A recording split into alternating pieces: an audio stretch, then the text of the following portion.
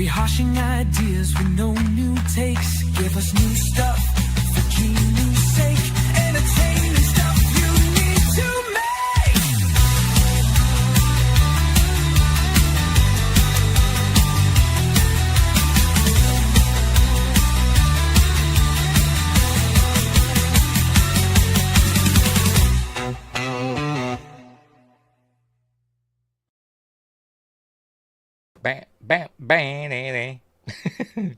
Hey up, it's Steve from the old Yorkshire Geek, and welcome to my latest episode of my top 5 films from each year since I was born, or whatever. And we're up to 1998, so we're getting there. We'll catch up eventually, won't we? But we're up to 1988. But before we start, don't forget to like and subscribe, share the videos, drop a comment, hit the notification bell if you're subscribed already. Join us in the live chat if you're a subscriber. And all that stuff. Explore the description for links for stuff like merch and me books. There they are, Amazon Kindle and paperback. And what else? My music channel, links for that, and my websites, blah blah blah, all that stuff. Or you can become a member. I'm burping already. Or you can become a member of the YouTube channel, and you get early access videos and exclusive videos, and the perks that members get. What else? Super chats and super thanks would be greatly appreciated. Right, see where we're live. We should be live on YouTube. Yes, we are. We should be live on Rumble. Yes, we are. And we're live on Twitch. Yes, we are. I don't know why I keep doing Twitch. And Win Grace is here. Yay, saying 47 honourable mentions. It's not that far off, to be honest. Well, it is, but there's 24. Spookily enough, 1998 and 1999 both have 24 honourable mentions each, which is weird. 24. And I had to pick a top 5 out of the 29 films that I chose. I had to pick a top 5 out of those. But anyway, right, Lord, let's get on with the list, shall we? These are my top 5 favourite films of 1998. Not necessarily the best films of 1998, but my favourite ones. They're not in any order. It's not a countdown or anything like that. It's just a list of 5 films that I liked, my favourite ones, and then a load of honourable mentions, which we'll get to afterwards. What else? I can't remember. I'm blanking on something I was going to say. I'm sure it wasn't important. But anyway, I've just said that. Win Grace is here saying that. I tell you, I don't know what I'm doing. I was going to say something else and I forgot what it was. Never mind. Right, so we'll get on with the list, shall we? Right, so first up, hang on, let me get it ready. Let me get the blooming thing ready. Right, so first up, off we go. There it is. First up in the list. Hang on, it's full screen. Let's look at a modicum of professionalism. I've pressed the wrong bloody button. Oh, I'm hopeless. There we go. There we go. Oh, it's going to be one of them nights, innit? I nearly didn't do this tonight, to be completely honest, because I'm really, really tired and don't know why. I think it's just my age catching up with me. But anyway, first up, Star Trek Insurrection, directed by Jonathan Frakes, the second and I think the final of his directorial efforts for the Star Trek Next Generation movies. And I actually quite like this film. I think it gets a bad rap. But recently, spookily enough, I heard it described on a channel, I can't remember which one it was, as the most Star Trek of the Next Generation movies, which it probably is, to be completely honest. But anyway, it is a fun film, but it is essentially an extended episode from the series, really. It's like a pretty slight story about there's this planet that's in this place that's hard to get to in space, like a nebula or whatever, I don't know, the Briar Patch they call it. They go to this planet and everybody is really old on that planet, but they look young. And so some bad guys there, the Sonar, whatever, want to harvest the radiation from the planet's rings, which is what makes them young. They want to harvest that, but it'll mean they've got to evacuate the people on the planet. But Obviously, Captain Picard doesn't want to do that, and he intervenes. And there's obviously a baddie admiral played by Anthony Zerbe. And I say, and it is good, and it's got some good. The effects don't seem quite as good as normal. I haven't checked. Did another special effects house do the effects for this film? Because they don't seem quite as good as like what we saw in like First Contact or Generations even. But they're still passable, and there's some good action in it. And Wingray says it's fine, but it's not really a film. Maybe a made-for-TV movie. Yes, it is. But yeah, Star Trek Insurrection. It's worth a watch. I quite enjoy it. I like all the Star Trek films, even the bad ones. But and this is classed as one of the bad ones because it's an odd-numbered film. But then the next one, Star Trek Nemesis, which we'll get to eventually, not this time, but in a bit, is an even-numbered bad film. But I actually really like Nemesis. But there we go. Right, so that's the first one, Star Trek Insurrection. You know what? I can't remember which films I picked. I genuinely can't. So it's an explanation for me. Next up, all right, Deep Impact. In 1998, there were at least 2 films, maybe more, I can't remember, but of asteroids hitting the Earth, or comets, as in the case of Deep Impact. There were Deep Impact and Armageddon. Armageddon is not in my top 5. So I'm just letting you know that for now. But I think Deep Impact is an infinitely better film, although Armageddon, it's a Michael Bay film, innit? But we'll get to that. Wingray says, OK, don't Google who did the effects for Insurrection without adding Star Trek, unless you want a bunch of early January results. Oh, yes. Yes. Results about January the 6th. Is that what you mean? Insurrection. It wasn't an insurrection, was it? But anyway, that's not going into politics. Anyway, right. Deep Impact. One of my favourite films, possibly one of my favourite films of all time. I love this film. It always sets me off because I'm a big softie. Not for the things you might think of. It's weird, but I'm a weirdo. A comet is heading towards Earth. They can't do anything about it. It's going to hit, but they can do something about it, or they think they can. They're going to send up a spaceship that's going to basically drill into the comet, much like in Armageddon. And blow it up, or at least deflect it, make it so that it'll split in 2 and go on opposite sides of the Earth. But obviously, things don't go as planned, and obviously part of the comet does hit the Earth, because you can see they spoil it in the poster. But the film really isn't about that. It's about the relationships in the film, about the families affected, and all that. And he is really, really good. I really like Deep Impact. Directed by Mimi Leader, who did The Peacemaker from, I think, last time, 97 and 96. The Peacemaker were in my list, and she did that, and then she did this, and then didn't do much of anything else, did you? But anyway. Winger says, I liked it better when Stargate did it. Yes, they had an ingenious way of dealing with it, didn't they? By use of hyperspace. Don't think that was on the cards for Deep Impact. And Adam Gamer's here. Good evening, Adam Gamer. Anywho, so there we go. So that's Deep Impact. It's a really good film. Robert Duvall, Tay Leone, David Duchovny's wife. Is she still? I don't know. Elijah Wood in a Lord of the Rings role. Vanessa Redgrave, Maximilian Schell. Who else? Morgan Freeman as the President. It makes a really good President as well. And music by James Horner, and it is a top-notch film. I really like Deep Impact. I think it's well worth a look as well. Not blurred out picture, you can't make it out, can you? Never mind. It's a big disaster film, and lots of people die. But next up, speaking of deep things, Deep Rising is next. Stephen Summers' Deep Rising. I think this was his second film, I think. He did a version of The Jungle Book, didn't he? Did Stephen Summers, and I think this may have been his second film, or whatever. Let's check, shall we? Let's check. fire up Wikipedia, type in Deep Rising. Directed by Stephen Sommers. Let's see what he did. I think this was his second film. No, it isn't.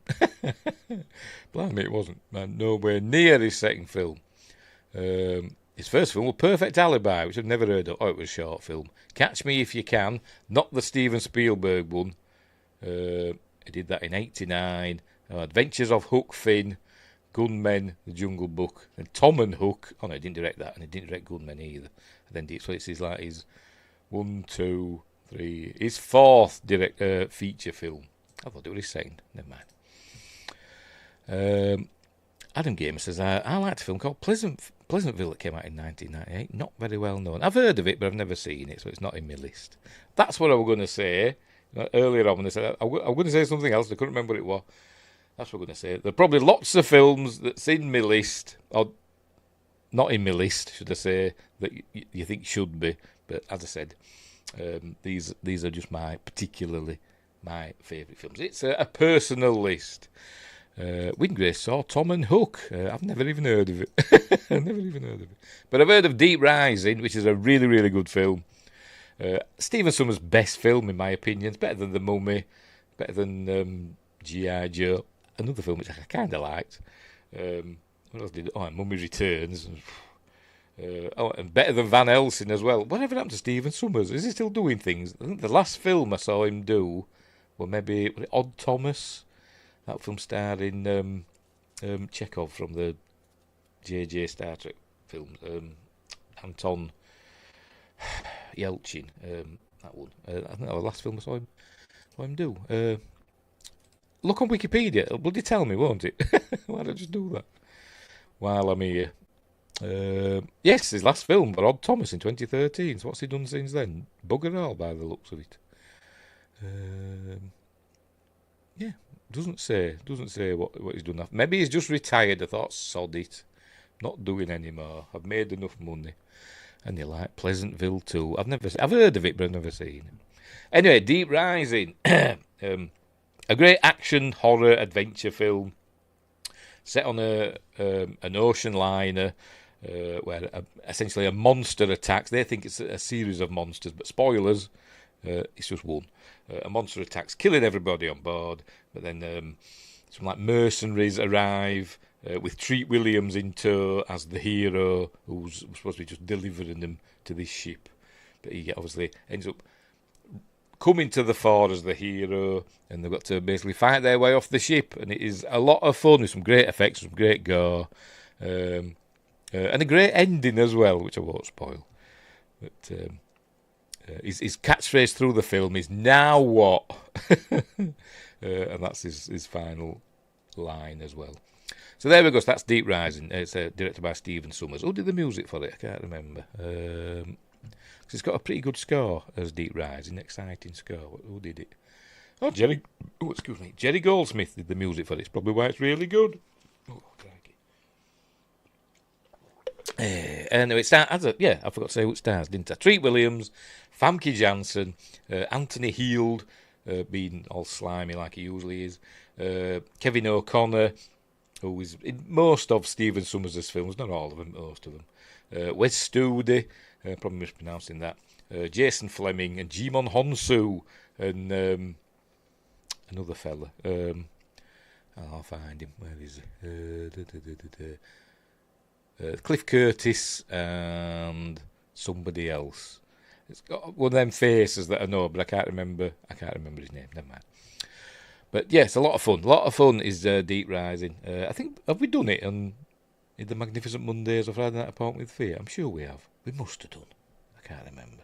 Anyway, so that's... I can't remember what number we're up to. 3. That's number 3. Right, number 4. The X-Files, the movie, or a.k.a. X-Files Fight the Future. I really like this film. I think it's really good. I'm a huge X-Files fan. I've been watching it recently as well, and I still love it. It's warm blanket TV, isn't it? And the two films that they made, the X-Files Fight the Future, is really, really good, in my opinion. The other one, I Want to Believe, is not. I don't like that film at all. It's the only bad X-Files thing I've seen. But anyway, that is less said about that, the better. And that won't be in my list for when we get to that year. I don't think it'll even be in honourable mentions. But this one is X-Files Fight the Future. It straddles. Well, I can't remember now. Is it season 5 and season 6, or is it season 6 and season 7? I can't remember. Is this the one with the bees? Yes, it's got bees. It's got everything in it. As this, it's got bees, it's got aliens, conspiracies. It's got the lot. Hang on, let me have a look. See when this one's set. X-Files the movie.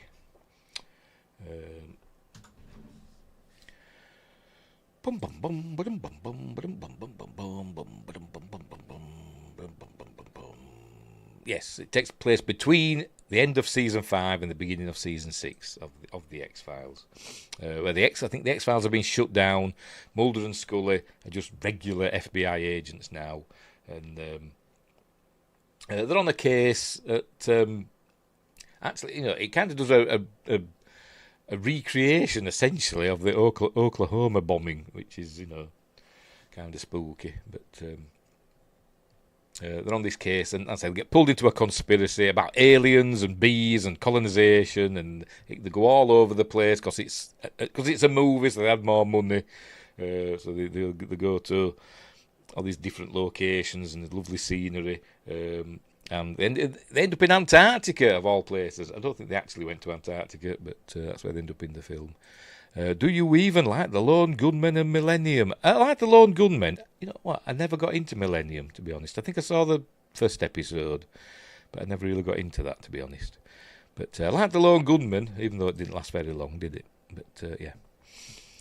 So there we go. That's X-Files Fight the Future, and like I said, it carries on in season 6 of the series. Yeah, it is really, really good. Just everybody from the series is in it.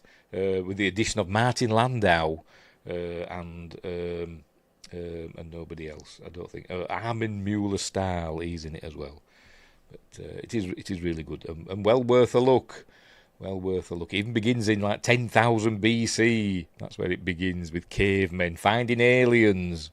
To spoil that bit, really good. Right, next, and number 5 in my top 5 for 1998 is Saving Private Ryan. One of the best war films ever made, in my opinion. Directed by Steven Spielberg, stars Tom Hanks and everybody else. Matt Damon, Tom Sizemore, etc. Ted Danson even pops up, doesn't he? Briefly, just pops up to pick on Montgomery, doesn't he? Says Montgomery's overrated. Yeah, is he? All right, okay, fair enough. Well, you're overrated as well, Ted Danson. But saw off Rommel, didn't he? That overrated. Anyway, whatever. Yeah, great film, war film, set after D-Day, or during and after D-Day. But some say that the most realistic recreation of D-Day ever on film. It's terrifying and gruesome and just amazing to watch. But it's about a group of some brothers. I think it's like the 3 brothers on active service in Europe, and I think 2 of them get killed, and the powers that be don't want to have to send another letter, another folded flag to their mother. So Tom Hanks' squad is told to go in, find Private Ryan, and get him out, and they're going to send him home for his mother's sake, essentially, because all the rest of his family's being killed in action. So that's what they go and do. And it is great stuff. It is really, really good stuff. Yes, a band of brothers. Yes, obviously, a band of brothers. Band of Brothers was inspired by this one. It came out after. A lot of the same crew. I mean, even Tom Hanks were a producer on it, and he even appeared in it, didn't he? In Band of Brothers, which is one of the best TV shows ever made. But yeah, a great film. Who did the music for this, by the way? John Williams. Did John Williams do? Yes, he did. John Williams did the music for this. But yes, a great film from Steven Spielberg. Yeah. Cool. So that's my top 5. So we'll go back in reverse order. So we've got Saving Private Ryan, X-Files the movie, or X-Files Fight the Future, Deep Rising, Deep Impact, and Star Trek Insurrection. Right, we've got a big list of what you call them, honourable mentions to get through now. So that's what we'll do. So just bear with me while I find them. While I find my photos, here they are. Right, so here we go. The honourable mentions. These are not in my top 5, but the films I enjoyed from this year. As I said, there'll be lots of films that are not on this list. Probably really good films, either that I just didn't like, or more than likely I didn't see, so I can't comment on them, can I? But anyway, so off we go. Hang on, just bear with me.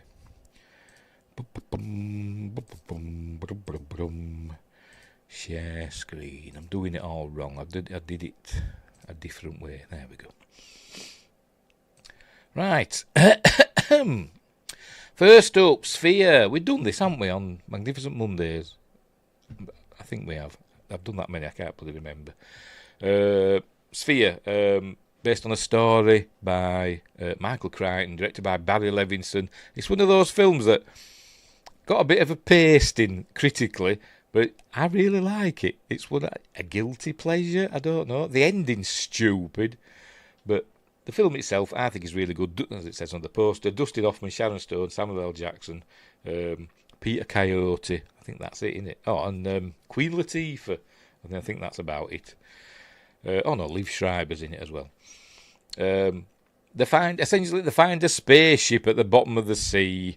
They think it's an alien spaceship because it's been there for hundreds of years. So they send down Dustin Hoffman and Sharon Stone and Samuel L. Jackson and some others to go and investigate it. And they find out, is it a spoiler? I don't know. It's not it's not an alien spaceship. It's from the future.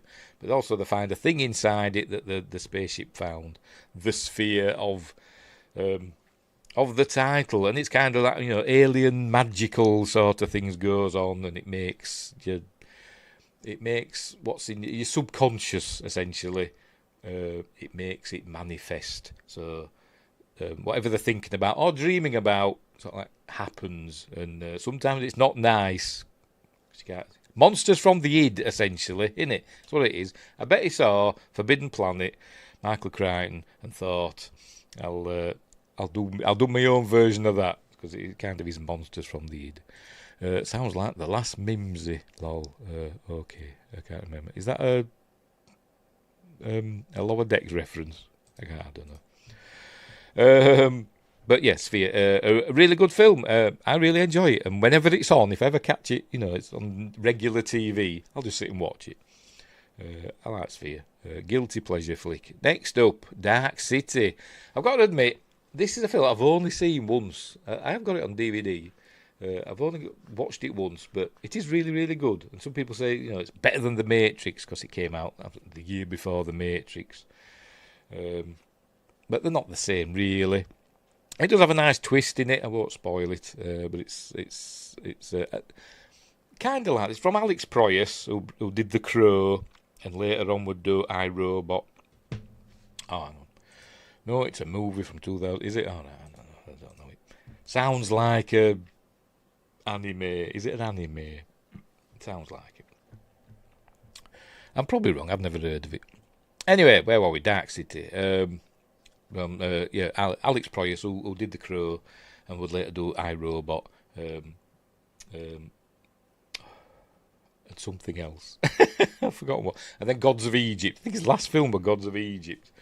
I don't know what he's done since. Really good director, kind of stumbled with Gods of Egypt, which looks nice, but it's a terrible film.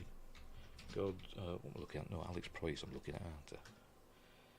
Alex Proyas. I'm sure I did see his name recently connected to something. I can't remember what it was. He's an Australian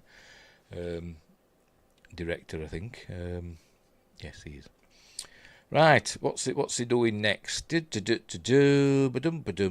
yes, that's what I saw him doing. He's doing a musical adaptation of R.U.R., based on the book from Carol Chapek, who gave us the word robot. So R.U.R., that's where the word robot came from. He's doing that next. A musical version. Anyway, never mind. I'm sure it'll be cool. What else? Knowing. That was the other thing I was thinking of. Knowing, with Nicolas Cage. Another film I really like. Nope, it's a Rainn Wilson vehicle, is it? All right, okay, fair enough. I've never heard of it. Anyway, Dark City. I don't know who stars in it. I can't remember who's in it. It says up there, doesn't it? Rufus Sewell, Kiefer Sutherland, Jennifer Connelly, and William Hurt.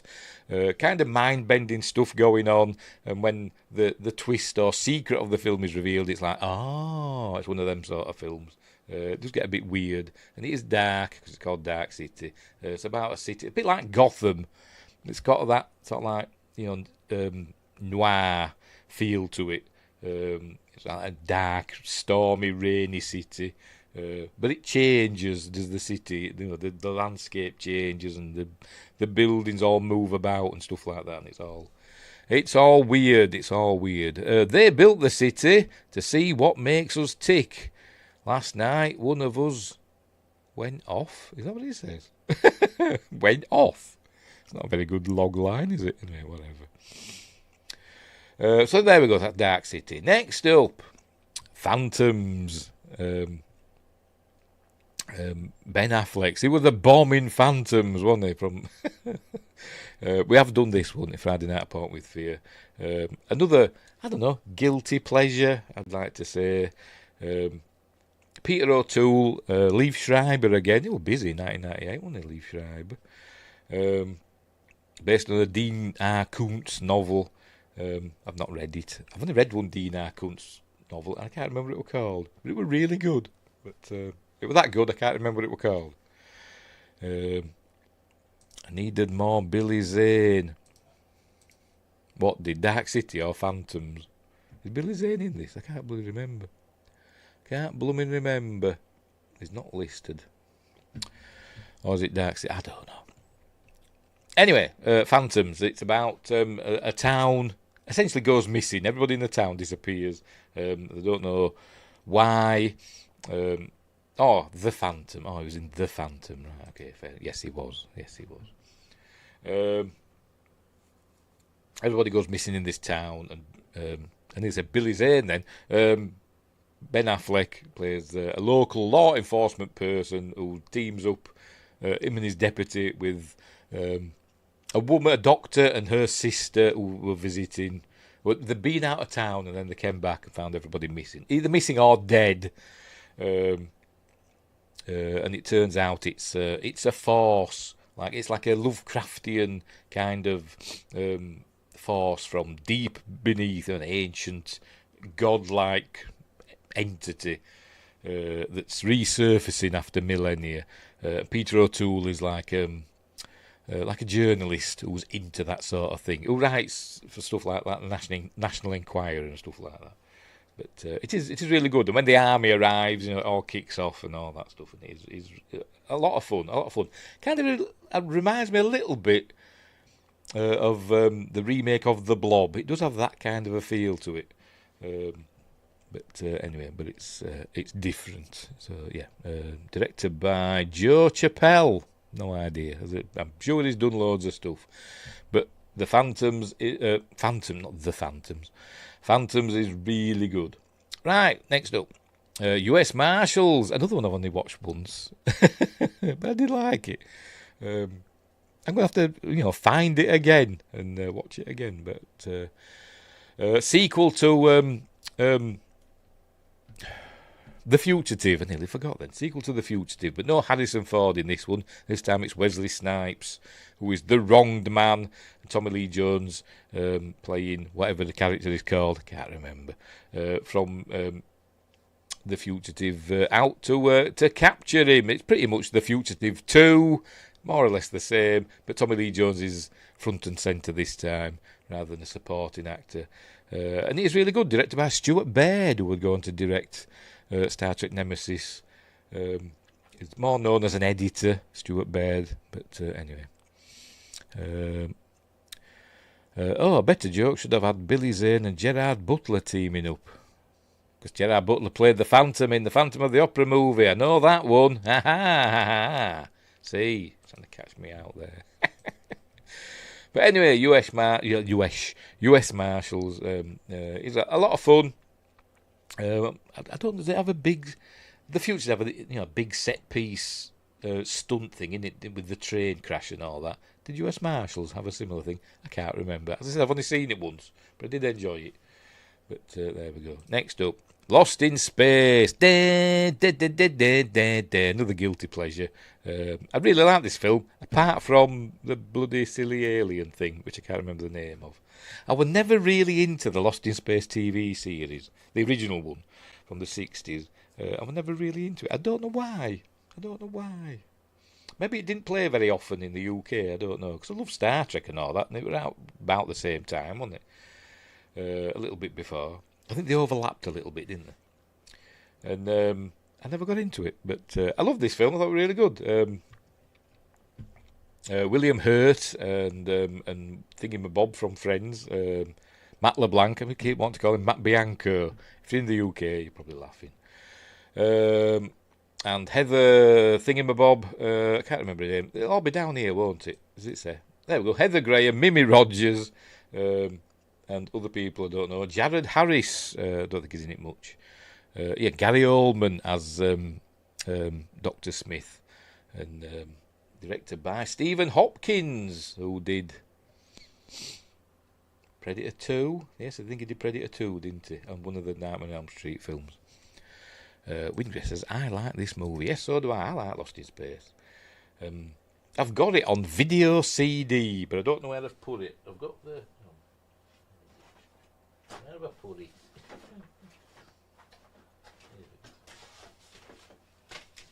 Oh, it's not there. Where is it?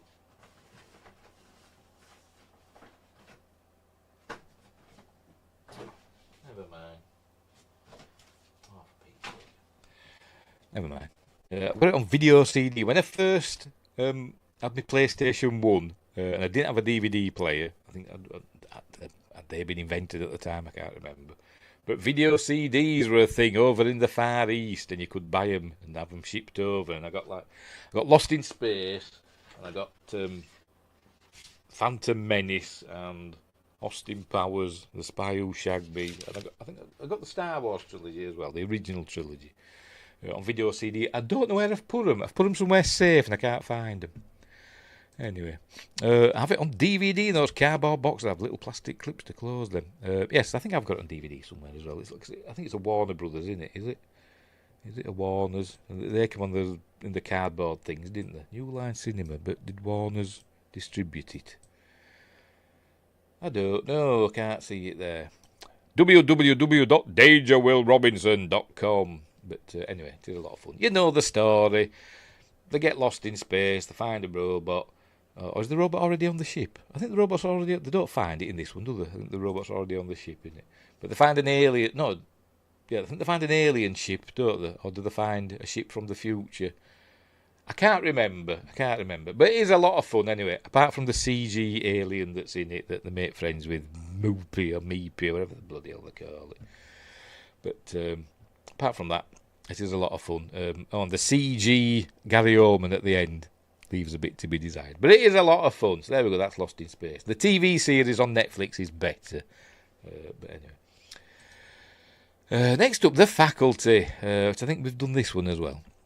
On Friday Night Apart with Fear. Like a high school teen horror. A screenplay from the writer of Scream and Scream 2. I'm going to say in the wake of the Scream movies and them glossy sort of teen horror films. And again, blooming Frodo Baggins, Elijah Wood popping up again. But we've also got other people, Clea Duvall, and whatever he's called. I forgot his name. I'm going to have to look it up because I've forgotten his name. Josh Hartnett, Laura Harris, there she is. Josh Hartnett, Sean Hatosi, I don't know, he's one of them, I don't know, probably him. Famke Janssen, Robert Patrick, Piper Laurie, and it's Elijah Wood. John Stewart, yes, John Stewart's in this as a teacher, isn't he? Gets his fingers chopped off. Look at Usher being front. Yes, of course, Usher, the rapper. or singer, whatever the hell he is. I don't know. Whatever the kids call him. But anyway, yes, basically aliens take over a high school, and it's up to, this band of students to thwart them. It's a Robert Rodriguez film. Gory, not really, but some good effects in it. There's body parts coming off. Oh, pardon me. He's in the movie for like 6 minutes. I can't remember. But it is a lot of fun, and particularly the teachers who get possessed essentially by the aliens. Excuse me. Acting bad, being bad guys. A lot of fun. Oh, right, and Salma Hayek's in it as well, but she's not being glamorous, which is kind of annoying, because when it's Salma Hayek, you want to see her being glamorous and sexy, and she isn't. She's got a cold in the film, so she's like, looking ill. But at least Famke Janssen's in it. So that's one good thing. Oh, right, it's got her in it as well, hasn't it? Jordana Brewster, who's in... we did recently Heart Eyes. She's in Heart Eyes, isn't she? Jordana Brewster. So there we go. The Faculty. Lot of fun. Next up, I like Godzilla 98. I don't care what anybody says. Although I don't really watch it as a Godzilla film. I don't count it as a Godzilla film. Directed by Roland Emmerich. So it's... their follow-up to Independence Day. So Roland Emmerich and Dean Devlin back at it. They want to do their American version of Godzilla, which they did, but it's not really Godzilla. It doesn't look anything like proper Godzilla. Hang on. Oh, yes, your favourite actor. Which one is my favourite? Oh, yeah, Matthew Broderick. Can't wink. So we've got Matthew Broderick, Jean Reno. Who else is in it? I'm trying to think off the top of my head. Look at the poster. Where are we? Matthew Broderick, Jean Reno. Maria Patillo. I think Maria Patillo, even though, she's kind of nice, but sometimes when you look at her face, she looks like Elijah Wood in a blonde wig. Frank Azaria. We've got a couple of Simpsons people in this. Frank Azaria and Harry Shearer. They're voices in The Simpsons. Harry Shearer we're going to see again soon in Spinal Tap 2, aren't we? But anyway, Michael Lerner, Kevin Dunn. And Godzilla, designed by Patrick Tatopoulos. That doesn't look anything like proper Godzilla. But it's still a fun film. I still enjoy this film a lot. I actually really like the cartoon spin-off to this. I saw a couple of episodes. I didn't see a lot of them. I like the original cartoon. Well, I don't know if it's the original one, but the one from the 80s, 70s, probably the 70s or early 80s maybe. The one that had Godzuki. I used to watch that. Up from the depths, 30 stories high. That one. I like that one. Justin's here. I hope everyone is doing good. We're fine. We're just talking about Godzilla 98, that I like it. But it's not in my top 5, it's in my honourable mentions. It is a lot of fun. The great musical score by what's-his-face, who did the Stargate theme, and I forgot his name. David Thingamabob. David Arnold. There we go, saw his name there. Great score from David Arnold. And like I said, the effects are good. The monster's good, it's just not Godzilla. It doesn't even have... They give him radiation breath, but it doesn't really work. He's not like proper Godzilla, so it's not. It's just a monster movie. But a fun one. I like it. And the humans are stupid in it, and they do more damage than the monster. They do. But it is. I do. That's all I can say is I like it. I like it a lot. So there we go. Next. Truman Show. Another one I've only seen once, but... it made an impression on me. Yes, the cartoon is good, I agree. Wallflowers did a great cover of Heroes. Okie dokie, I have no idea what you're talking about. I don't know what you're on about. But that's my way into it. I don't know anything. Anyway, Truman Show, Jim Carrey and Laura Linney and the fella from The Abyss, Ed Harris, about a man who essentially the studio bought him as a baby, and we're watching his entire life as a TV show, a reality TV show, directed by Peter Weir, who... What else did Peter Weir do? Did he do Picnic at Hanging Rock with that Peter Weir? And did he do Master and Commander? I'm going to have to check. Peter Weir, he's an Australian director, isn't he? Yes, he is. And he's still knocking about at 80. What did he do? Yes, he did Picnic at Hanging Rock, Gallipoli, The Year of Living Dangerously, Witness, Dead Poet Society, Fearless, The Truman Show. Yes, he did Master and Commander. Far Side of the World, which is probably the best non-Star Trek film ever made, apart from Galaxy Quest. The best Star Trek film not in space. But there we go. So yes, directed by Peter Weir. Truman Show is pretty good, says Justin. Godzilla. Oh, is it from Godzilla soundtrack? Oh, right. I don't remember.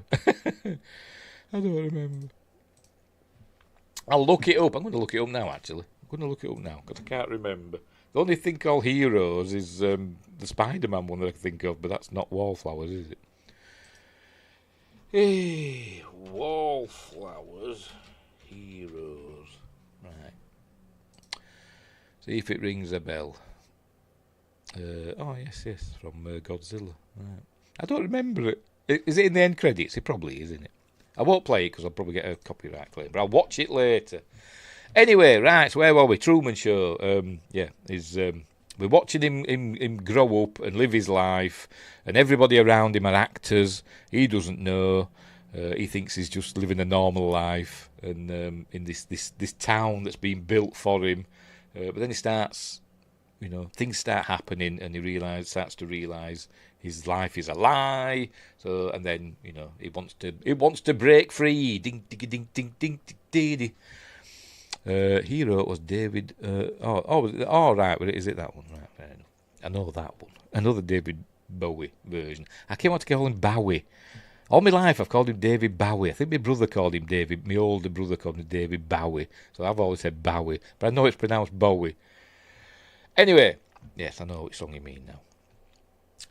So there we go. Yes, a cool film, The Truman Show, and Jim Carrey doing a pretty serious role, to be completely honest, which he could do from time to time. But yeah, it is a cool flick. Right, next up, Armageddon. There we go. So my top 5 were Deep Impact, but Armageddon didn't make me Deep Impact. But it's in there. It's a good film. I enjoy it. But it's stupid. Whereas Deep Impact were more about the people, I think Armageddon is more about the mission, isn't it? Bruce Willis, Ben Affleck, who apparently had his teeth done for this film, didn't it? And Liv Tyler, and many others. Steve Buscemi, I can't remember now, I'm blanking. Billy Bob Thornton, Michael Clark Duncan. I'm trying to remember without looking at the poster. But anyway. Winkler says, that's okay. You could be like Sean at Trek Culture. Keep on the first episode of Enterprise. Broken, does he call it bow? Broken bow, as opposed to broken bow. Does he do that? Bless him. And his ups and downs. Everything is like 99 ups and 3 downs, usually. But anyway, that's by the by. Where else were we? I'm going to look. Will Patton, Peter Stormare, Keith David. I mentioned Steve Buscemi, didn't I? Ben Affleck. Yeah, that's about it, isn't it? And Bruce Willis, obviously, leading a team of oil drillers to go into to an asteroid the size of Texas that's heading for Earth, and going to drill into it, drop some nuclear bombs, and save the world and all that stuff. And it's Michael Bay. There's a lot of shouting in it, and a lot of people saying things, shouting things twice, and But get off, stop riding the nuclear device and things like that. And it is a lot of fun. Winger says, love this movie. And then random animal cracker scene. Yes.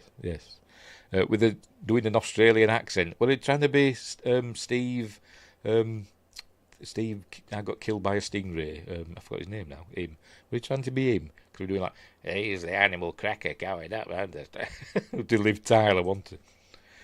But yes, it is a good film. But I prefer Deep Impact. But this is a fun film. As I said, directed by Michael Bay. It does what it says on the tin. And there we go. And quite a poignant ending, I must admit. And with a great song from Aerosmith, words written by Diane Thingamabob, I forgot her name. But a great song. I don't want to miss a thing. There we go. It's a really good song. And a good video, because it shows the band and also bits from the film. Anyway, who wrote that? Can't remember. Diane somebody or other. Anyway, never mind. Right, so there we go. That's Armageddon. Next, Lethal Weapon 4. The gang's all here, it says. Mel Gibson, Danny Glover, Rennie Russo, Joe Pesci, and Chris Rock added to the team. Who I think is marrying Danny Glover's daughter in this film, isn't it? And I love all the Lethal Weapon films. They're all a lot of fun. And they were going to do another one, weren't they? All directed by Richard Donner, but unfortunately he passed away, didn't he? And they were going to do another one directed by Mel Gibson, weren't they? But I think, is this one that COVID put the mockers on? I don't know. Let's have a look, see what's happening with Lethal Weapon 5. Let's see. Lethal Weapon. I'm spelling that right. Excuse me. A proposed fifth instalment have been in talks and development since 2007. It says, Gibson confirmed in November 2021 that he was in talks to direct and star in the film. They're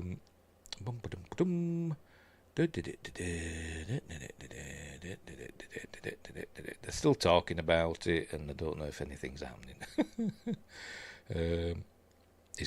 Mel Gibson's frustrated with Hollywood producers, and they're not giving him approval to work on the film.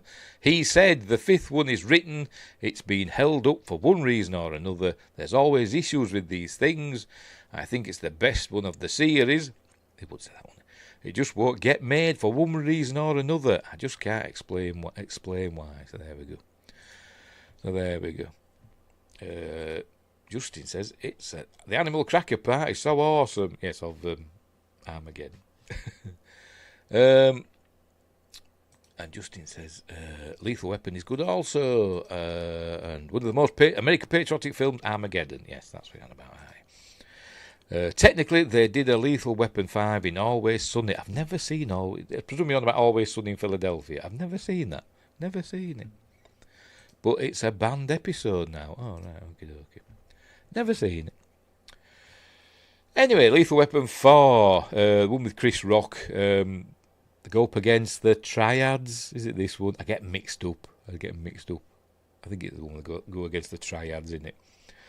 And hilarity and action ensue. It is a lot of fun.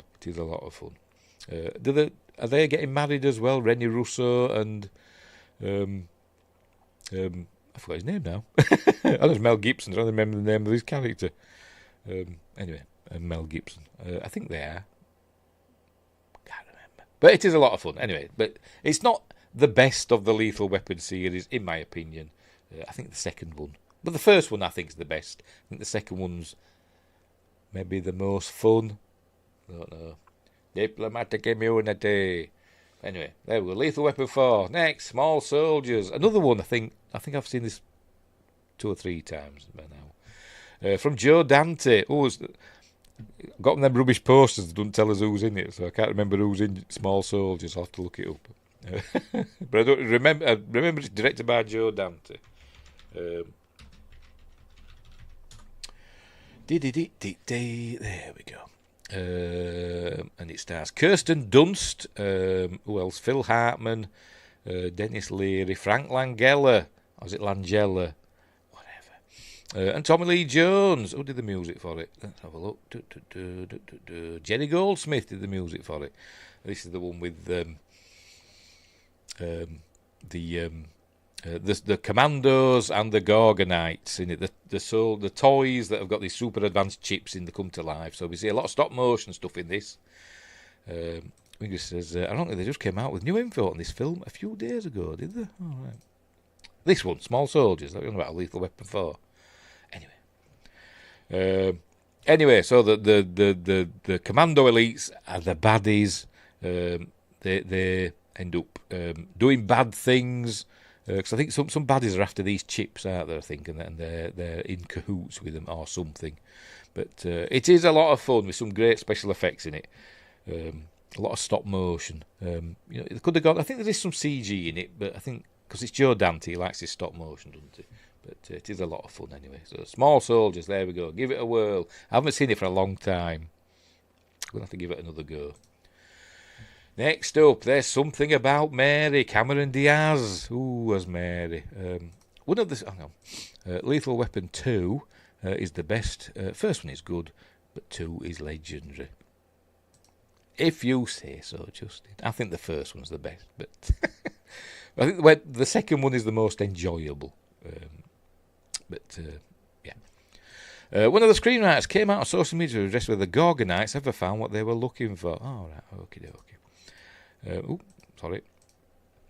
I honestly can't remember a lot about the film, to be honest. I'm going to have to watch it again. I do remember I enjoyed it, which is why I included it in the list. But I can't remember a lot about it.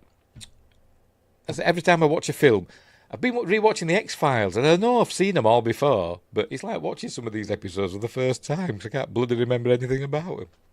Age. You'll know when you get to my age. Anyway, There's Something About Mary. Cameron Diaz as Mary. Matt Dillon. Ben Stiller. We've also got... I can never remember his name.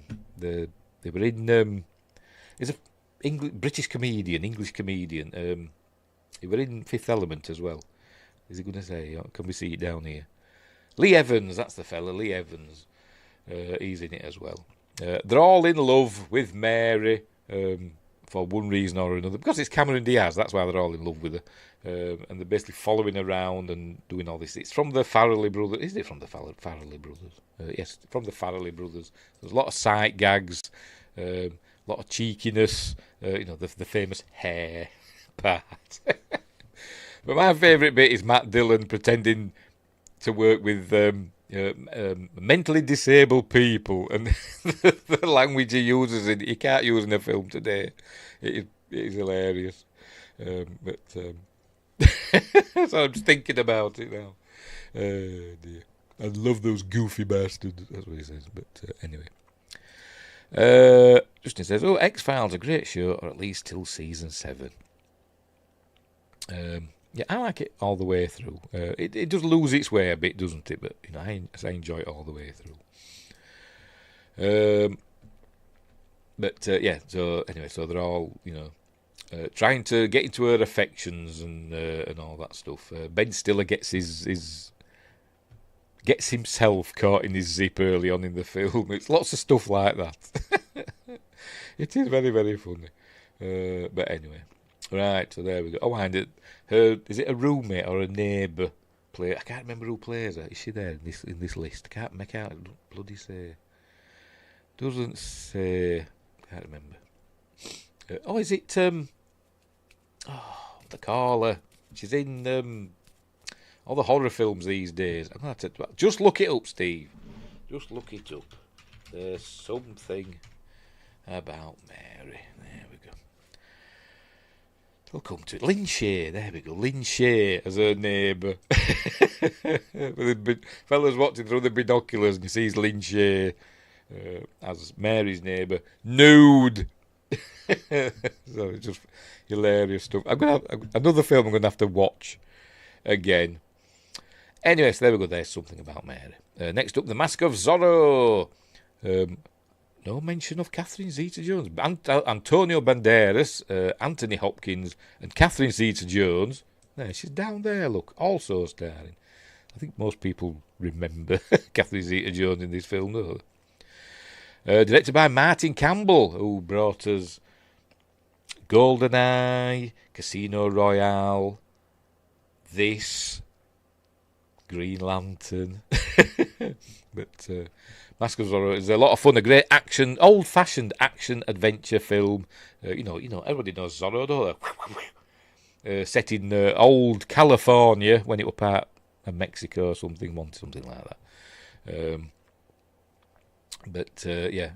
Playing like a superhero of sorts, or a vigilante, going up against some bad guys and finding the heart of Catherine Zeta-Jones, Antonio Banderas. Anthony Hopkins were the original Zorro, wasn't it? And Antonio Banderas was picking up the mantle, wasn't he? But we all know, we've all seen the series, haven't we, in the old days, Zorro. But there we go, a lot of fun. It had a sequel as well, didn't it? But I can't remember what it was called. But that was all right as well. Next up, Halloween H20. I keep wanting to call it H2O, but it's H20, isn't it? 20 years later, in case you hadn't worked it out. The glossy Halloween film. Probably one with the biggest budget, to be honest. Probably. But it is a good one, I must admit. Jamie Lee Curtis returns as Laurie Strode, in disguise as a school teacher, a principal of a school. But Josh Hartnett in it again. So is this the third film we've seen him in this year? The sequel, The Legend of Zorro. Josh Hartnett in again. LL Cool J, fresh from sorting out. This will be the year after. This will be next. So he'll do this, and then he'll go and fight sharks in Deep Blue Sea. Joseph Gordon-Levitt, he gets a credit, but he's not in it very long. But they must have thought, this kid's going to go far. And loads of other people. Basically, Michael Myers returns. He finds out where his sister lives, because she's his sister, remember. And basically wants to go. Does he want to kill her? I don't know what he wants to do. But he doesn't get a chance, because she always outwits him, doesn't she? But anyway, so there we go. Go to the school where she works, and he's working his way through a group of students that are there, like a skeleton crew of students, because all the others have gone off on like a vacation or a school trip. So there's just a few of them left behind to get butchered by Michael Myers. But directed by Steve Miner, who brought us some of the early Friday the 13th films, and also House. He did House, didn't he? H20, says Justin, was very good. It was the Scream version. Yes, Steve Miner, director, yes. Yes, like I say, it was from that period, wasn't it? The glossy teen horror thing. From the Scream era, wasn't it? But, a good one. One of the better ones, to be honest, because, like I said, they probably threw more money at this one. And it's like the glossy Halloween film. And Halloween Resurrection was a direct sequel to it. You know what? I quite like that too. But anyway.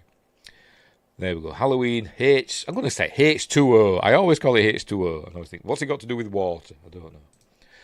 Next up, Blade, yay! For Wesley Snipes and Stephen Dorff. I think the only film I'd seen Stephen Dorff in before this was The Gate. And he was a kid in that, because that was like 10 years before this, wasn't it? But he's all grown up now and being a vampire. A baddie one. And Wesley Snipes is obviously the Blade of the title. We've also got Chris Christopherson as Whistler.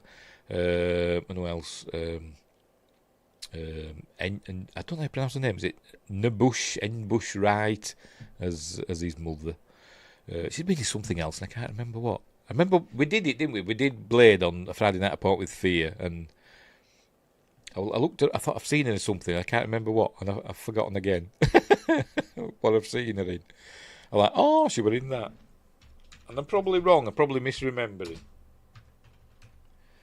Knowing me. Knowing you. Aha! Right, let's have a look. Oh, no. No, it's not her I'm thinking of. It's Blade's mother.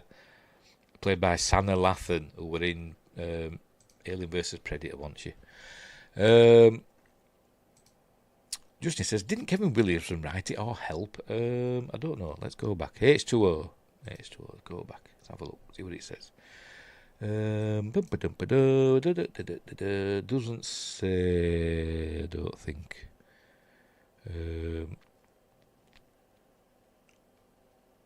No, I don't think he's got a right. Oh, screenplay by Robert Zapier, Matt Greenberg. He could have done.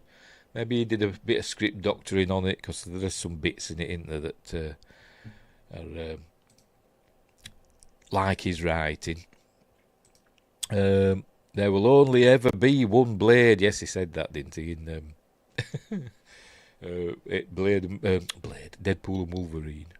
Stream Booze here, yeah, from Twitch. Thank you. Blade was excellent, except terrible villain. He wasn't great, was he, Stephen Dorff? I don't know. Did he overdo it a bit? I think he did, didn't he? The other vampires were pretty cool, weren't they? Like Udo Kier as the upper vampires, the elite vampires. They were played good, and also we've got Pearl, who were great. And we're still not sure were Pearl a man or a woman. I think we worked out Pearl were a man, didn't we? But anyway, Blade 2 was excellent. Yes, it was. Great. But all of Guillermo del Toro's vampires all have that thing going on, don't they? Like predator mandibles. Blade 3, terrible. It's all right. I don't mind it. The thing that saves Blade 3 for me is when he's got the baby and he just goes, Kuchiku. That saves Blade 3 for me. But we're talking about the original Blade, where he goes up against Stephen Dorff, who wants to essentially harvest mankind and use us as blood bags and stuff like that. Or something along those. He wants to raise up a vampire blood god thing, doesn't he? Which he does at the end in some not great CGI. But this was one of those, when it first came out on DVD, were one of the DVDs that you had to have, wasn't it? This and The Matrix and all that, because they had super cool menus. Remember cool menus? They used to get on DVDs. They're a thing of the past, aren't they? But it used to take half an hour to watch the animation going before you could press play. But yeah, don't do those anymore, do they? The mid-2000s show of Blade was underrated. Yeah, it was pretty good with Sticky Fingers or whatever they call it, something like that, wasn't it? I'm probably getting that wrong. But it were all right, yeah, because it had I forgot her name, Julie Wagner. She was in Stargate Atlantis. Super hot. She were in it as well, wasn't she? Yeah, we're all right with that. It were good. So there we go. That's Blade. Next up, Cube. It's another one I've only seen once, and I've not seen any of the sequels. No, I've seen it twice. I've not seen any of the sequels. Weirdly enough, and I don't know stars in it. I know some of them because we've got David Hewlett and Nicole de Boer, but I can't remember any of the others that's in it. So just bear with me. I can't remember the name of the director, who's a really good director. It says here, 1997 film. It must have been released in 98. Yes, released in the United States in 1998. Where were we? Nicole de Boer, David Hewlett, and other people I've never heard of. Directed by Vincenzo Natali, who also brought us Splice. Great film is Splice. I've seen a few of his films, and they're all pretty good, to be honest. What I've seen of his. What else? I think Nothing is a weird film. And Splice and Haunter, that were okay. And I don't think I've seen any of his others. In the Tall Grass, I think I've seen that one. That's not bad. He's a pretty good director. Wingrid says, I've seen them all, they're cool, but the first one is a classic. I said, I've only seen the first one. But anyway, people find themselves trapped in a weird cube. And they're all interconnected, these cubes, and they've all got different ways of killing you in various gruesome ways, and they've got to find a way out. And there's good guys and bad guys, and people are in it. Some of them want to team up, and others just are in it for themselves and stuff like that. And it is like a tense film with a lot of going on. Don't go in there, and stuff like that. And it is really good. It's really good. A little bit, I don't know, it kind of gives me a bit of a Dark City vibe in places. A similar, I don't know, vibe to it. But I've never seen any of the sequels. I've never got round to them. But anyway. Anyway, back to the chat. Justin says, Blade 3, if Drac fought as good as the villain in 2, it would have worked. Drac was so mid. Yeah, a bit wasted, wasn't he? Drake. They call him... Why don't they just call him Dracula? Don't call him Drake. Call him Dracula. But anyway. Yeah. Cube. You're more awesome now. Cube is such an unknown film by most people. I thought it was quite well known. I thought everybody knew Cube. But... as I said, I've only seen the first one. I'm going to have to look on Amazon to see if there's a restaurant and give them a watch. And there's one called Hypercube, isn't there? But anyway. So there we go, that's Cube. Next up, a cartoon, Scooby-Doo on Zombie Island. I love this, I've seen this a few times. I think it's genuinely scary in places. Is this for kids? Scooby-Doo and the gang. Hey gang, let's split up and search for clues. Rare. They go to an island, and I think it's look for a relative of is it Daphne's or somebody. But they end up meeting these other bad people who are essentially, they're not werewolves. I think they're like a bit like in Sleepwalkers. They're like cat monsters that turn into cat. I think they do anyway. But it's genuinely scary places, and it's all you'd expect from a Scooby-Doo cartoon. But the real monsters in it. The real monsters. Wingray says, Cube 2, Hypercube. Oh, Cube 0, right. There's just 2 sequels. I thought there were more than that. But anyway, Scooby-Doo on Zombie Island. A lot of fun. Who does the voices? Let's have a look. Who does the voices? Adrian Barbeau. There we go. Jim Cummins, Mark Hamill, Frank Welker, and I don't know any of the others. Fair enough. So no Casey Kasem as Shaggy. Never mind. But yeah, my favourite Scooby-Doo cartoon is that one. And then there's a 2021 Japanese remake, but I didn't watch that. Oh, right, cool. No, I haven't even heard of it. There we go, Scooby-Doo on Zombie Island.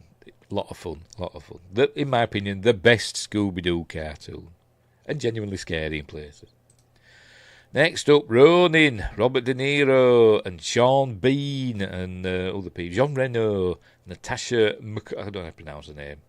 I've seen her in something else, and I can't remember what. Anyway, Stellan Skarsgård and Jonathan Pryce.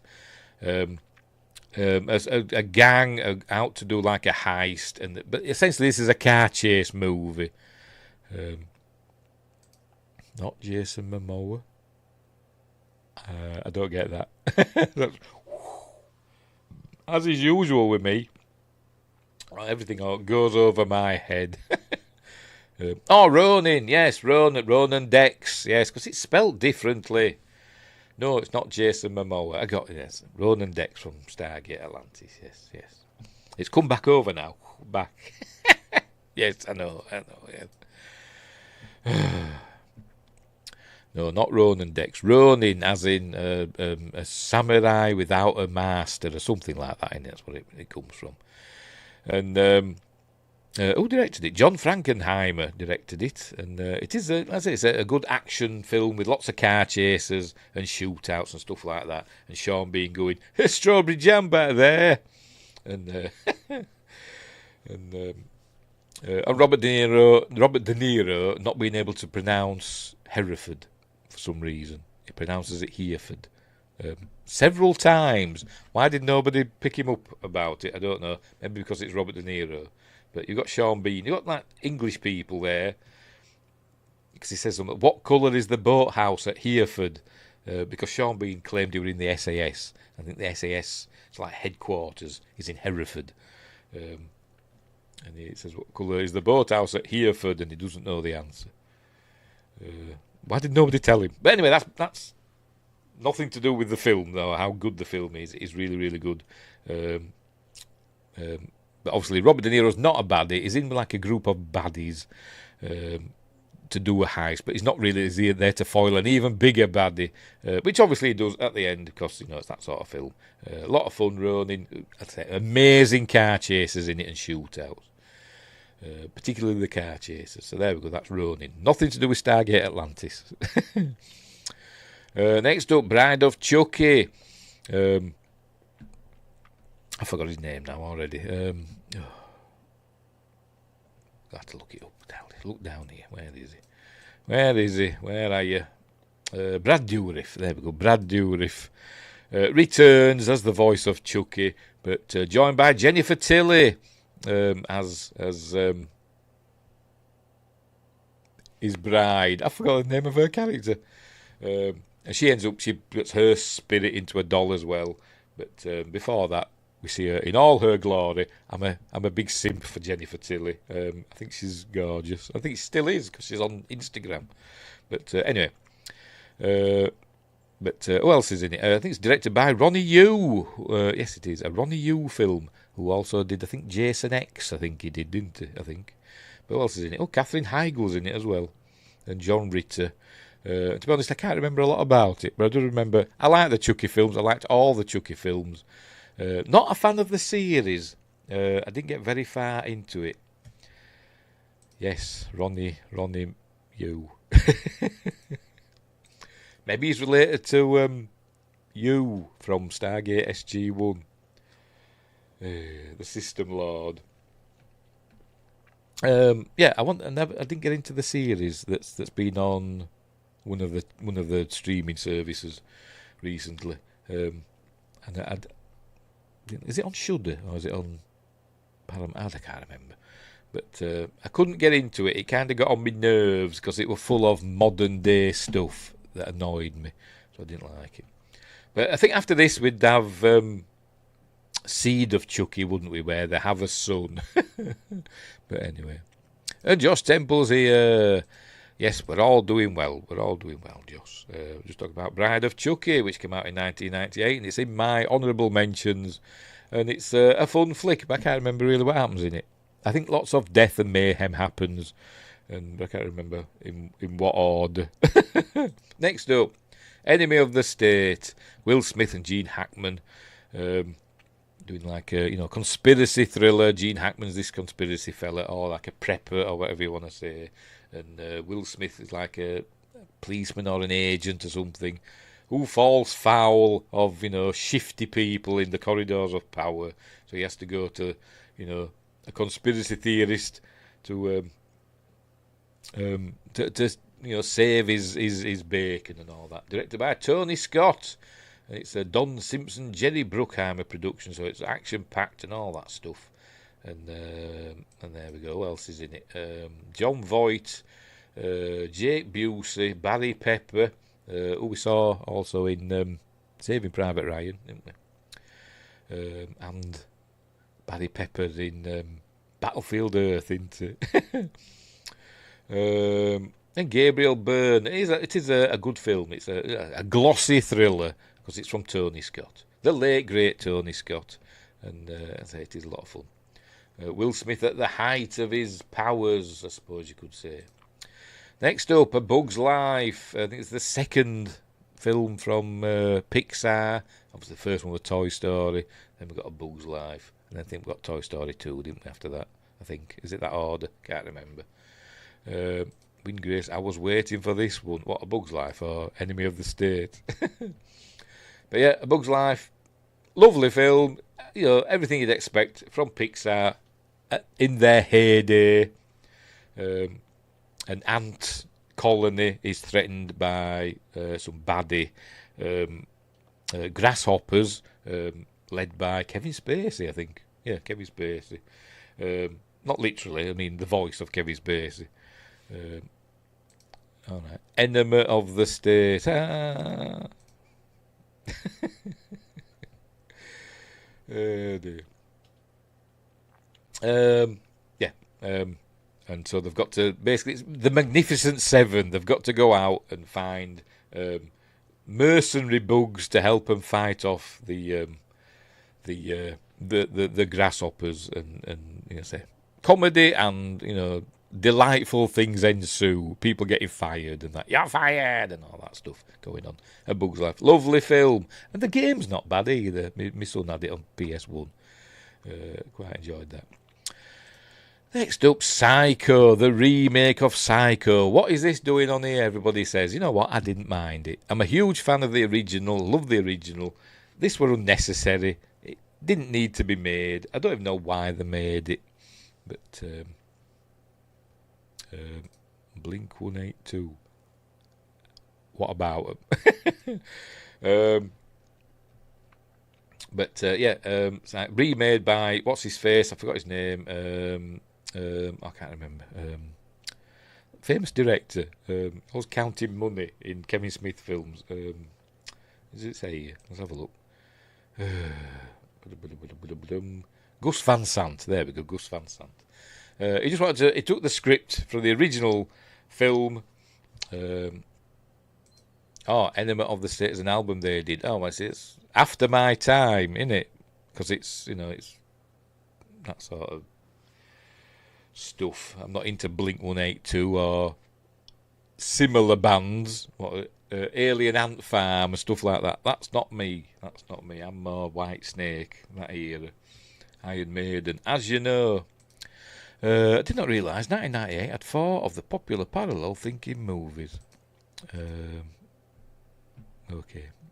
It had Deep Impact and Armageddon. What are the other 2?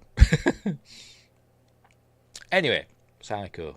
Remake Psycho by Gus Van Sant, starring Vince Vaughn, Julianne Moore, and what's the face?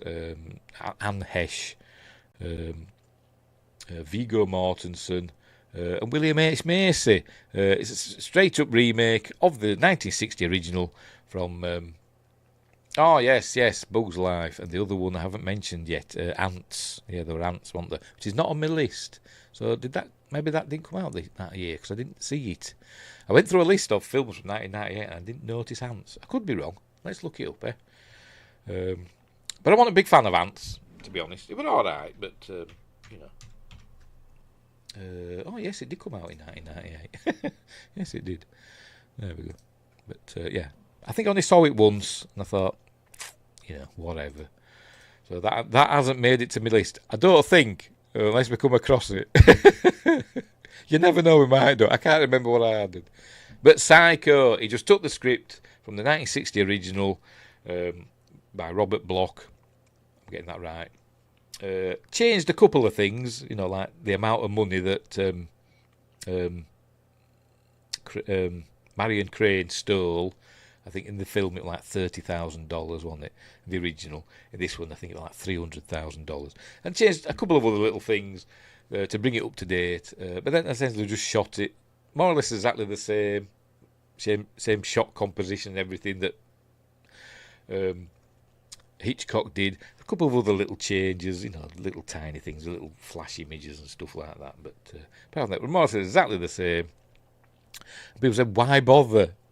Yeah, why bother? But I didn't mind it. I think we saw more blood in the shower scene. We saw blood in the original, didn't we? But it just wasn't red, was it? If it were a William Castle film, it'd have been red, but it wasn't. But but I didn't mind it. And I've got it on DVD over there. And I don't think it's as bad as everybody makes it out to be. It was just unnecessary, and that's probably why people get angry. They think, well, why bother? If we wanted to do it for a modern audience, I suppose you could say. Some people don't like watching black and white movies, do they? Weirdos. But anyway, so there we go. So that's the remake of Psycho. Yes, I included that. Next up, The Prince of Egypt. I think we might be nearly done, actually. The Prince of Egypt, the animated, and the second cartoon, isn't it, this list? Pardon me. Obviously, the story of Moses. I think it's from DreamWorks. And it's a musical. It's got songs in it, but it kind of gives. I don't know why it gives me the willies. Makes me skin, the hairs on my arms stand up sometimes. I think I'm like subconsciously religious because I really like religious movies. But I don't go to church or anything. I'm not particularly religious. But anyway. Prince of Egypt, yeah, good film. With the voices of, I can't remember, Val Kilmer. I can't remember whose voice is in this now. I shall look it up. Bear with me. Super famous people. I can't bloody remember. Cast: Val Kilmer, yes, as Moses. Who else we got? Oh, Ray Fiennes as Ramesses. Michelle Pfeiffer as Zipporah. Sandra Bullock as Miriam. Jeff Goldblum. Danny Glover, Patrick Stewart, Helen Mirren, blimey, O'Reilly, Steve Martin, Martin Short, and some people I've never heard of. So, yeah, I think it's a great film. A massive budget. $60 to $100 million for an animated film. Blimey. But, let my people go, sings Win Grace. The Prince of Egypt was good. It was good. When he first sees the burning bush, that scene gives me makes hairs on my arms stand on end. Just the way, it's not a booming voice, it's a soft voice, but it's sort of coming in waves coming out from this bush. Moses, all that sort of stuff. Getting the willies now. Anyway, Prince of Egypt, great film. Give it a whirl. Next up. Ring, the original one from 1990, the original Japanese one, makes Blair Witch Project seem like a stroll in the woods, said the list at the time. But this is the original one. Hang on. What was the hit song from it? I have no idea. I didn't even know the one. It's a crime they don't include this in the DreamWorks hits. Let's go back again. Prince of Egypt. What's the DreamWorks hits? Is that a thing? I don't know. But yes, I think it's a film that, I don't know, has it been overlooked? I don't know. Has it? Did it win any awards or anything? How did it do at the box office? Okay, it didn't do amazing, but I don't think it did terrible. Accolades, there we go. It was nominated. Yes, it won. It won an Academy Award for Best Original Song, When You Believe. So that'll be the one that you're on about, Justin. But it was nominated for Best Original Musical or Comedy Score, but it didn't win for that. It won some other stuff as well. What else did it win? Critics' Choice Movie Awards, Best Animated Feature, Best Song, Best Film, and various stuff. Nominated at the Golden Globes. So it's a highly rated flick. But anyway, it was a DreamWorks film, but they pretty much don't count anything prior to Shrek. Oh, right. Okie dokie. I don't pay much attention. Speaking of Patrick Stewart, Safe House was 1998. Came out in the UK in 1998. I've never heard of it. So I've not seen it, so I can't comment on that. I'm sure it's wonderful, but I've not seen it. Anyway, back to Ring, or Ringu as it was called in Japan. The story of Sadako down the well, and if you play this videotape, plays this scary imagery, and then when you've finished watching the videotape, the phone rings and the creepy voice on the phone says 7 days, and then you got 7 days to basically she's coming for you, unless you pass the tape on to somebody else and then they watch it, and then I don't think she'll get you because it passes it on to the next person or something. So that's basically the gist of the film. Obviously, the story is about somebody doing this and getting round it and all that. But it's where she crawls out of the TV. It's that one. She comes out of the well and crawls out of the TV. And yes, she just wanted a hug. And people die. And there are loads of sequels. An American remake with her from King Kong. Anyway, whatever. That were all right. Directed by Gorbert Verbinski. And the second one were okay as well. But the original Japanese ones are, in my opinion, better and creepier. But they're of their time, because these days, you give a kid kids don't have videotapes these days, do they? I'm surprised they haven't updated it, to be honest. To be like some YouTube video that you can't watch, or some dark web video or something. Fairy, not that King Kong, no, the new one. Oh dear. What they call her now? Australian actress. Naomi Watts. Yeah, got there in the end. Naomi Watts is in the American remake. But this is the original. And it's great stuff. I love the Ring films, and I like the Grudge films as well. But there we go. That's the last one. That's the last one. We're at the end. That was the 24th of the 24th. Safe House is so bad yet so good, says Justin. If it had a little bit better budget and script was polished, it would have got Oscar. All right. Okay, I don't think I've seen it. I don't think I have anyway. I don't think I have. Anyway, so there we go. So that was my honourable mentions. So, anyway, we'll go through. Remove myself, because I'm stupid. We'll go through the list one last time, and then I can sod off. I'll leave that on. I can't be bothered. I forgot. Did you include the 8th Doctor TV movie, 1996? No, I didn't, because that's a TV movie. Because that was a TV movie. I don't think it played in theatres, did it? But anyway. He does have good comedy chops. Patrick Stewart, is that what you're on about? Anywho, my top 5 was, there we go, Star Trek Insurrection were number 1, although, as I said, they're not in any order, but that was just the first. Let's go full screen. God's sake, seeing all my bloody things. Star Trek Insurrection were number 1. Cool film, directed by Jonathan Frakes. He didn't direct any more, did he? Well, directed TV Star Trek after that, didn't he? Deep Impact, better than Armageddon, in my opinion. Deep Rising, better than Van Helsing and The Mummy, in my opinion. The X-Files movie, Fight the Future, I want to call it. Better than the other X-Files film. But it is a good film, I must admit. It's got that kid in it that were in American Gothic. Remember that series with the kid from this in it? I forgot his name. Does it say down there what his name is? He's not in it for very long, so you might not mention him. No, don't. Never mind. I can't remember his name. But he gets the oily stuff, the black goo oil stuff in his eyes in this.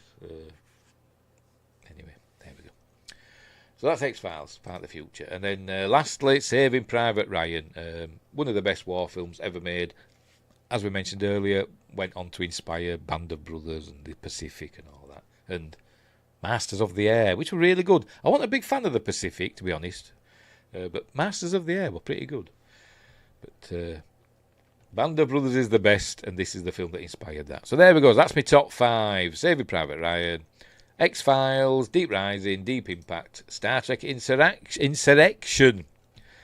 And my honourable mentions, all 24 of the buggers. When we get there. Hang on. We'll go in reverse order. I can't be bothered. Going from the beginning again. We had Ring, the Japanese original, Prince of Egypt, Let My People Go, sings Val Kilmer. Does Val Kilmer sing? Did he actually sing in the film? Don't know. Justin says, Insurrection is so good, you're on fire today. X-Files movie good. Lucas Black, yes, that's the kid, Lucas Black, yes. It was like American Gothic. I think I've got it somewhere on my computer, acquired legally. I'll have to watch it again because it had what they call him, Gary. He was in the Babylon 5 spin-off, wasn't he? Crusade. I forgot his name. He was in it as well as the evil. He was like the devil, wasn't he? With the sheriff of the town. Anyway, but that's by the by. Where were we? All right, Prince of Egypt. And then the remake of Psycho. Why did they remake it? I still quite liked it, to be honest. Not as good as the original, which is one of the best films ever made. Then Band of Brothers. I was just reading that. Sorry. Bug's Life. Band of Brothers is great. So was Masters of the Sky. Oh, Masters of the Skies. Oh, well. I think Saving, not Shaving. Shaving Private.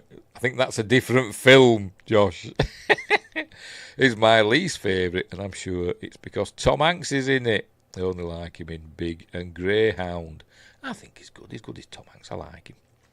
He was in Band of Brothers, though, for one episode. He played like a colonel or something. I think he was in it briefly, wasn't he? Band of Buggers. Anyway, Bug's Life. Yeah, Band of Bug. Oh, yes, Buggers, as in Bug's Life. Same quality in my book. Okie dokie. Where were we? Bug's Life. Disney, Pixar's second flick. I think it was the second film, wasn't it? But a lot of fun. And there we go. Enemy of the State, Will Smith and Gene Hackman up against, government conspiracies and all that stuff. Well worth a watch. Bride of Chucky, Brad Dourif and Jennifer Tilly in doll form before they have a kid for the next film. Robert De Niro in Ronin, nothing to do with Stargate Atlantis. But car chasers abound, and for some reason he's got the Eiffel Tower growing out of his back because it's in France. I think it's mostly set though in the south of France, isn't it? But it might have been Paris, maybe at the end or the beginning. Can't remember. But anyway, Josh says 1917 was great as well, and Dunkirk. You know what? I didn't mind 1917, but Dunkirk didn't do it for me. I found it kind of sterile and emotionless. It kind of did me head in, did Dunkirk. I wanted to like it, and I didn't, which kind of annoyed me.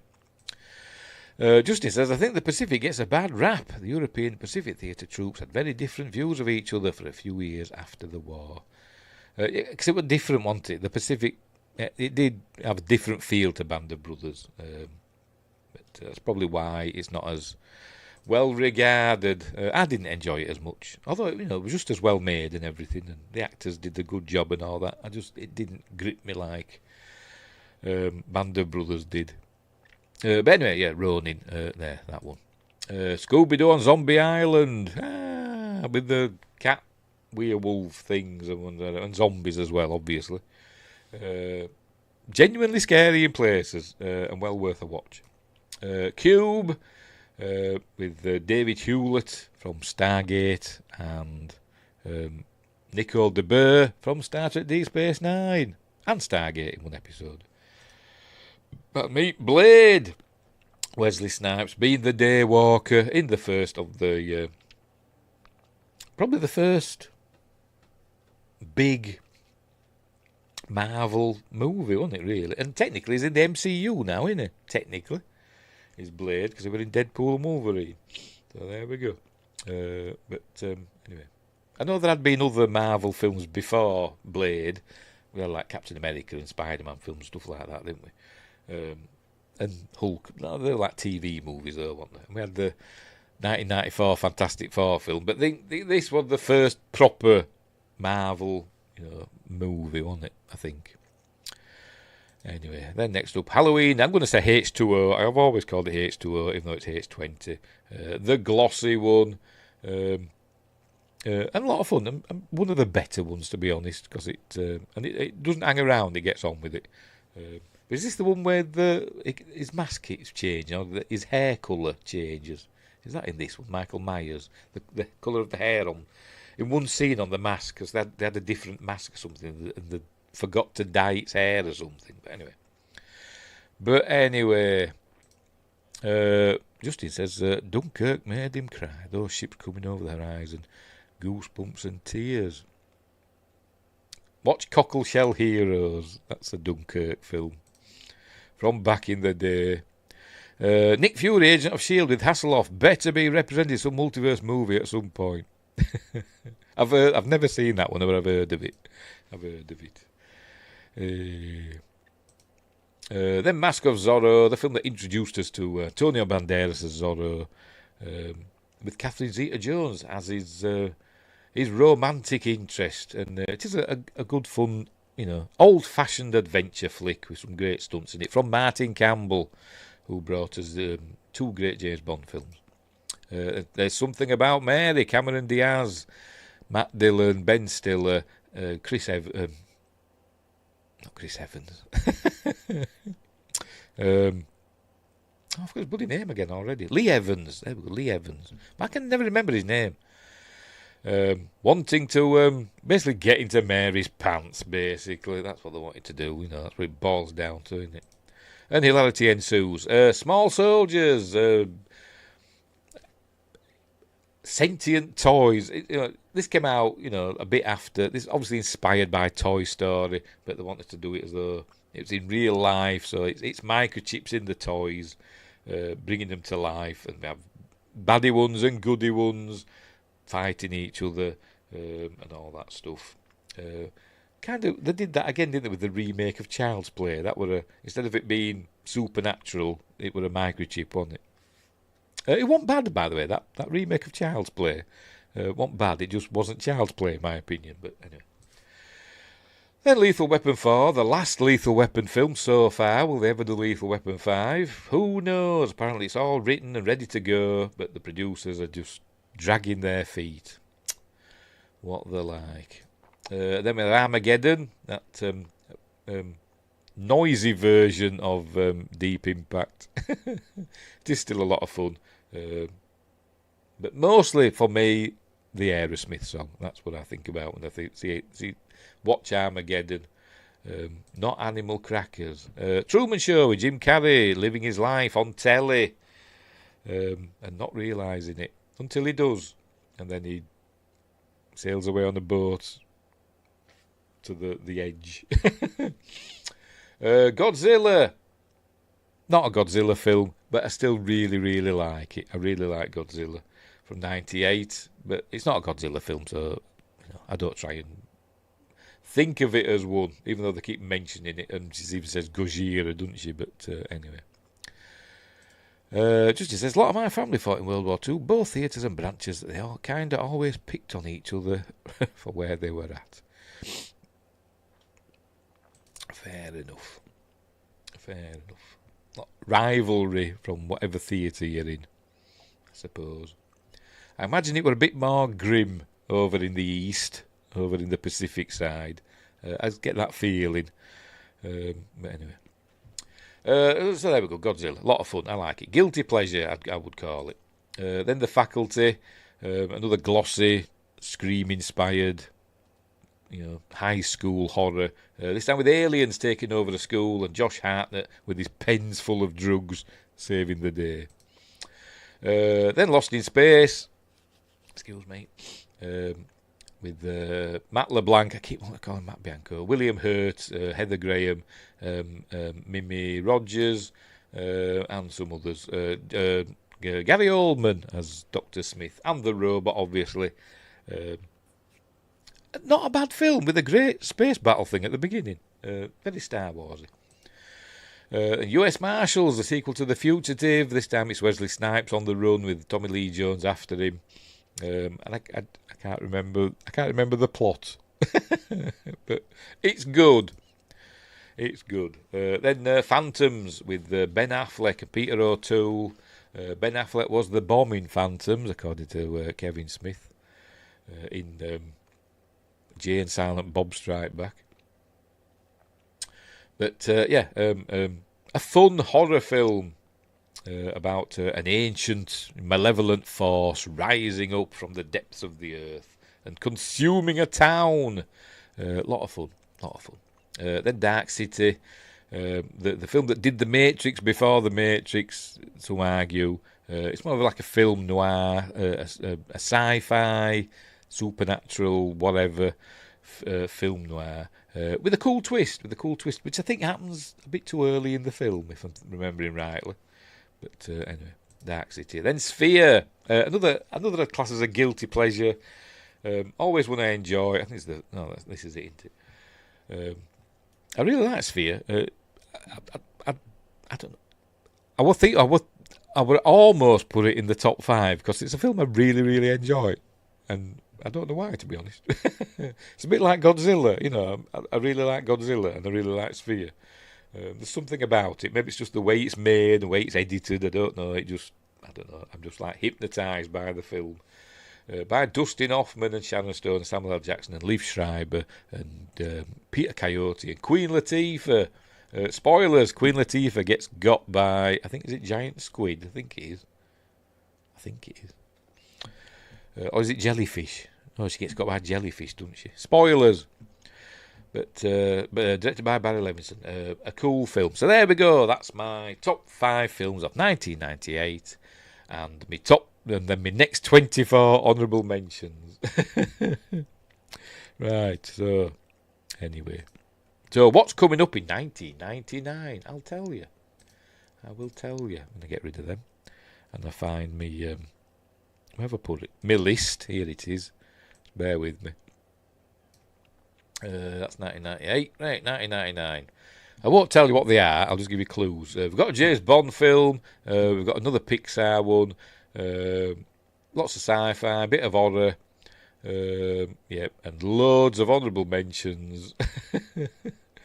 But some great films in there. Some great. And I did struggle actually with 1999 to pick a top 5. I've got to admit, but I thought, sod it. I'm going with them. But I think but a lot of me honourable mentions for 1999 could go in the top 5, in my opinion. But not all of them. Both were bad, but the worst was the Eastern Front, but it was an Allied effort. We did it together. Yes, we did. And then instantly, sort of like started the Cold War. Between America and Russia, but anyway. Wing Grace says, but I know a couple. Yeah, you'll know quite a lot of them. Sphere is a good movie and a great book. I've not read the book, but it is a good film. I do like Sphere. Anyway, right, so we'll leave it there. We will leave it there. Nearly at 2,000, aren't we? We're getting there.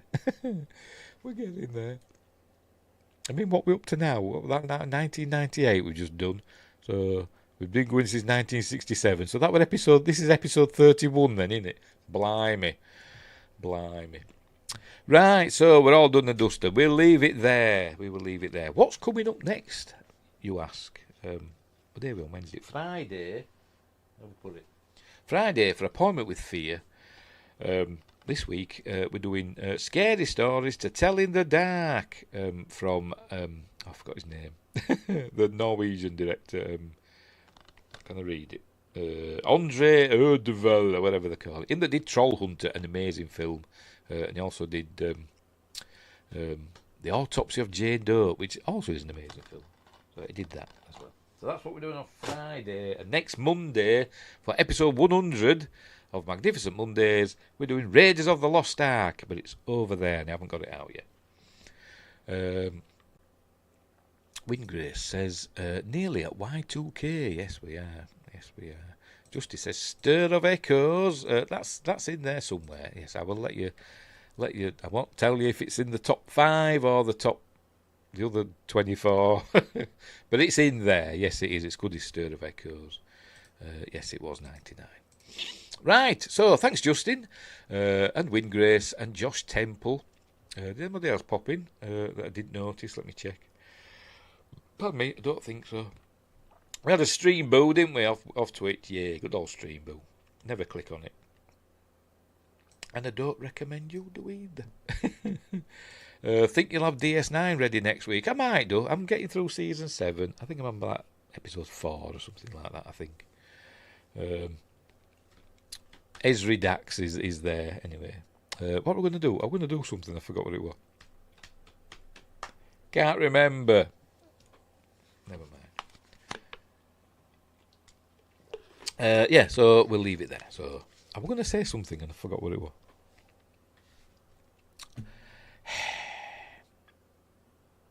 No, it's gone. It's gone. Right, so, oh yes, I was going to check on Rumble. Make sure nobody said anything on Rumble. No, they haven't. Right, fair Right, so yes, maybe next week, next Wednesday, I'll do season 7 of Deep Space Nine, Star Trek Deep Space Nine, with a bit of luck, and then after that we can move on to Voyager, can't we? But yes, with a bit of luck, next week will be season 7 of Deep Space Nine. I've kind of been distracted by the X-Files, to be honest.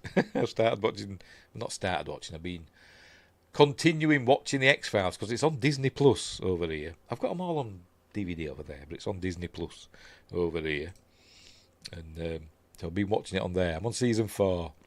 Anyway, no, season 5 I'm on now. Just started season 5. Anywho, right, I'm going to go now because Justin's telling us to bog off. Take care, everyone, and thank you. Yes, thank you, Justin, for spending the evening with me while I go through my top 5 favourite films of 1998. Right, so, thanks for watching. Oh, hang on. Well, they're getting rid of Hulu now, so maybe here soon. Yes, they're merging it into Disney Plus, aren't they? Over there. But we never got Hulu over here anyway. So, anyway. So we did have some pretty, gruesome stuff on Disney Plus over here. But it was on like, like the separate sections. There's like Star Wars, Marvel, National Geographic. Then with one called Star, and I think that's where all the Hulu stuff went, on the one called Star. Don't know why they called it that, but they just did. So that's where you can see that. The Alien films and all Predator films and all that's on Disney Plus over here. On the Star section of Disney Plus. And the X-Files. And Simpsons and Family Guy and all this. And Futurama, which I still not got around to watching. Right, so I'm going to go now. So so we'll leave it there. So thanks everybody for keeping me company and watching while I waffle on. So, take care of each other. And until next time, I'll say the... Now then, before I go, I've got to remember which one my outro clips. I've forgotten which one it is. I'll just pick one at random. See ya. That old Yorkshire Geek with stories